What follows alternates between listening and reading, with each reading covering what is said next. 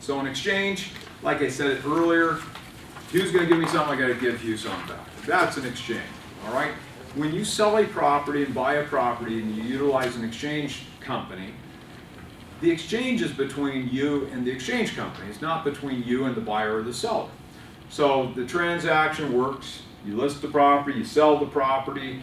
The state's forms include a cooperation provision in them. It says that you've got the right or the option to do an exchange. I will say this, that doesn't put anyone on notice. I mean, it's there, which is great because you don't have to think about it. And if you didn't think about it, at the last second you can still do it.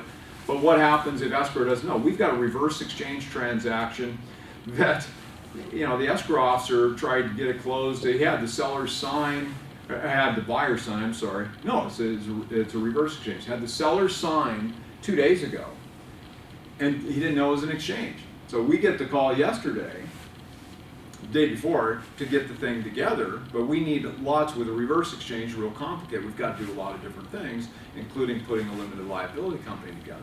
So settlement statements were drawn. The seller signed them, the buyer had not because the buyer's our client. The broker didn't get them involved with us early enough. And so we have to go back and get the paperwork from escrow. Escrow's got to redraw all the documents, all the settlement statements. Now the seller's going to have to come back in and sign again. They're probably not real happy about it. But yesterday we were clamoring to get names for the limited liability company from our client. So when we're doing these things, it takes some time. So when you want to think about the exchange, when you list or when you start looking to buy, not at escrow. For a variety of reasons. We'll talk about notes in exchange, another thing that complicates stuff. But in that transaction, if we'd known even a week ahead of time, it would have been better. The purchase sale agreement, if it had stated in there as an additional addendum or as an additional term or condition of sale someplace else that this is a reverse exchange, then escrow would have known. They would have reached out to us because they would have known. But as it was, nobody knew.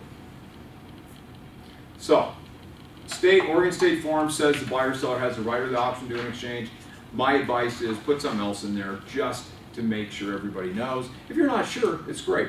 The other reason to put something in there is if it's on the buy side, the purchase sale agreement in and of itself constitutes a suitable identification. Okay? If it includes a 1031 cooperation provision. If it does not, then it does not. So an exchange, somebody gives us something, we give them something back. A reverse exchange means we're going to buy something first, sell later.